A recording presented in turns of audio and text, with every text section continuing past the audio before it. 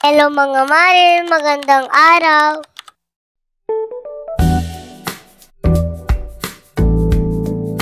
Maagap nga akong gumising ngayon mga mare dahil schedule ko ng paglalaba.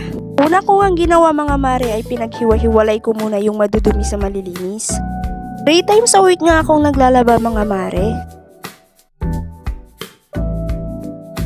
Umulan nga pala kagabi at kita nyo naman basa ang lupa.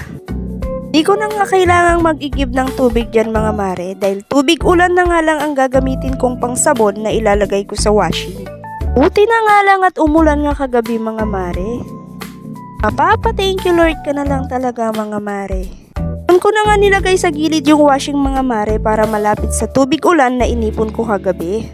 Nahihilo na nga sa akin yung washing ko mga mare dahil pag minsan nasa harap, nasa likod at ngayon naman nasa gilid. Buti na lang talaga mga mare ko at hindi marunong magreklamo. Pasalamat na lang talaga ako dito sa washing mga mare at dahil dito'y nagagawa kong mag-multitask. Habang nga nakasalang yung labahan ko mga mare, heto at nagwalis na din ako dito sa harap. Nakakainis nga yung mga manok mga kumare dahil dito pa sila sa upuan dumudumi. Yun nga siguro talaga ang disadvantages mga mare kapag ka may alaga kang mga manok. Ang kagandahan nga lang mga mare kapag wala kang pambili ng ulam ay may mauhuli kang manok. Sabi ko nga sa asawa ko mga mare na ilista niya yung mga binibili niyang feeds. Para naman alam namin mga mare kung nakakamenos ba o nagpapagod lamang kami.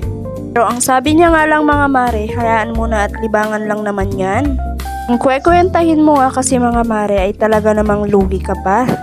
Sa amin kasi mga mare ay madalas kaming namamatayan ng sisiw.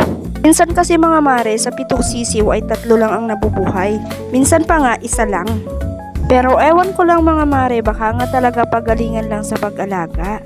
Speaking of manok nga mga mare, dahil nga tulog pa si Caleb, ako na ang nagpakain. Nakalayo na nga yung mga iba niyan mga mare, kaya kakaunti lang yan.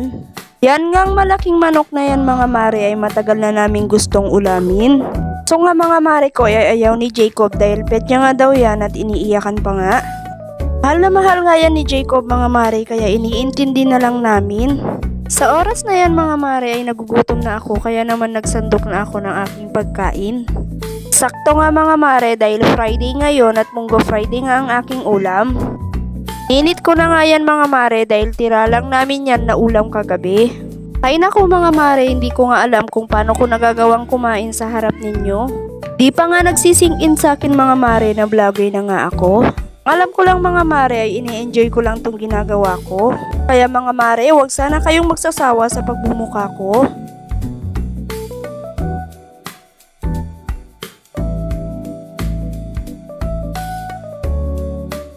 Fast forward nga mga mare, tapos na nga akong kumain at maglalaba naman ako ng mga damit. Yan nga yung mga na-washing ko mga mare, dinodoble ko nga dahil meron nga mga hindi natanggal ang dumi. Kung hindi ko nga dodoblihin ito mga mare ay magmumukha nga na parang hindi nilabhan. Mabilis nga lang ito mga mare dahil sasaidin ko nga lang yung mga hindi kinaya ng washing.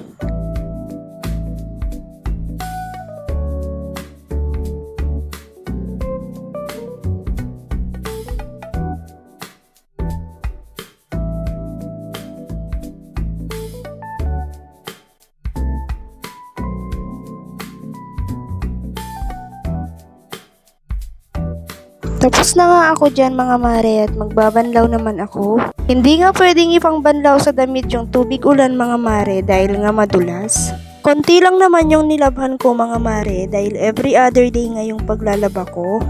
Kakapagod nga magbuhat mga mare kaya dun na lang ako magbabanlaw sa igiban.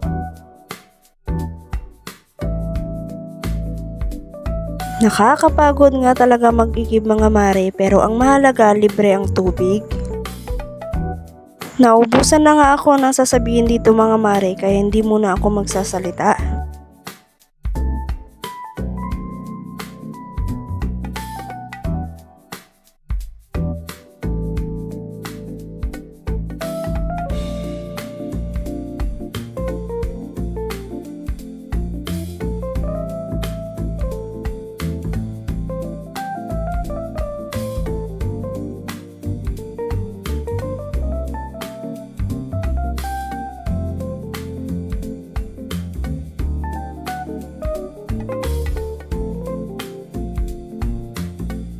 Fast forward nga mga mare, natapos na ako sa pagbabanlaw dyan at naisampay ko na rin. Konti lang naman ang iigiban ko dyan mga mare, tamang panligo lang namin. Malalim nga tong balon na to mga mare, nasa 30 plus meters nga. Pasalamat na nga lang kami mga mare at malapit lang itong igiban. Plus mababait pa nga yung may-ari. Do lahat naman ng mga kapitbahay namin dito mga mare ay mababait.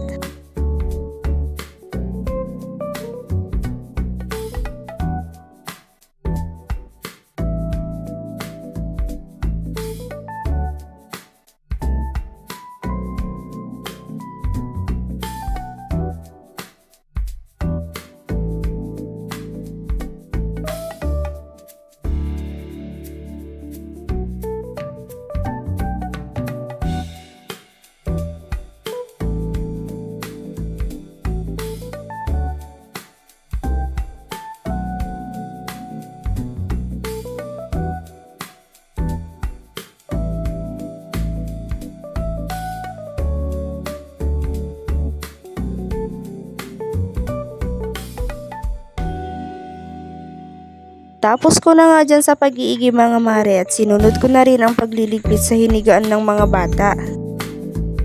Si Jacob nga ang gumagawa nito mga mare, pero since wala siya, kaya ako na lang ang gumawa.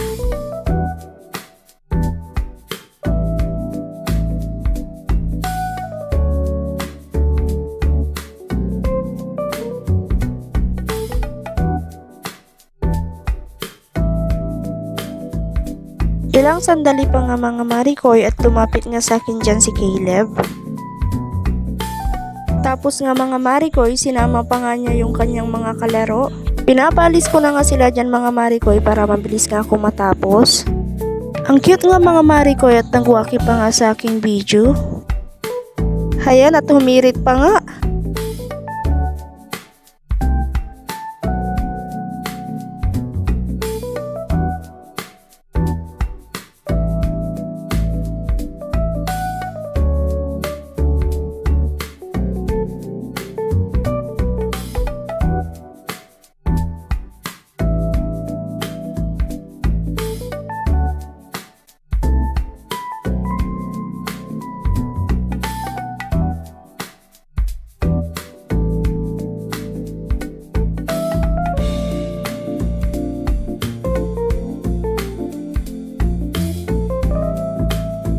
Pagkatapos mga marikoy, binuksan ko na nga ang bintana para naman lumiwanag.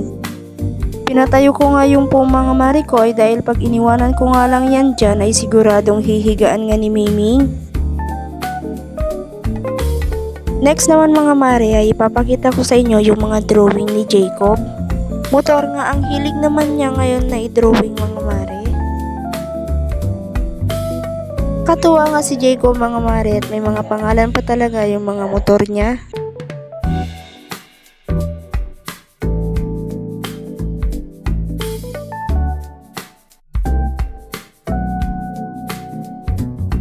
Pagkatapos nga mga mare, nagsimula na rin ako magwalis dito.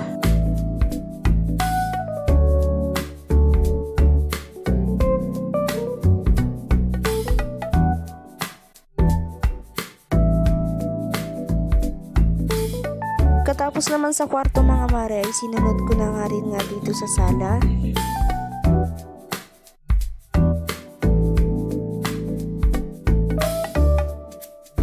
Fast forward nga mga mare at natapos na nga rin ako dyan magwalis sa kwarto naming mag-asawa. Nakaligo na nga kaming tatlo dyan mga mare at magtatanghalian na nga kami. As usual mga mare, nagpabili nga lang ako dyan ng lutong ulam dahil pagod nga ang kumari nyo. Bukod nga sa pagod ako mga mare ay tinatamad din ako magluto dahil nga wala na naman akong maisip na ulam. Piniling nga ang nabili ni Jacob mga mare at dahil nga sa sobrang sarap ay talaga namang mapapagiling ka. Shoutout nga pala sa nagluto, Manang Sebet, kung mapapanood mo to, kaya naman. Siya mga mare, kain na tayo at hanggang dito na lang muna. Bye!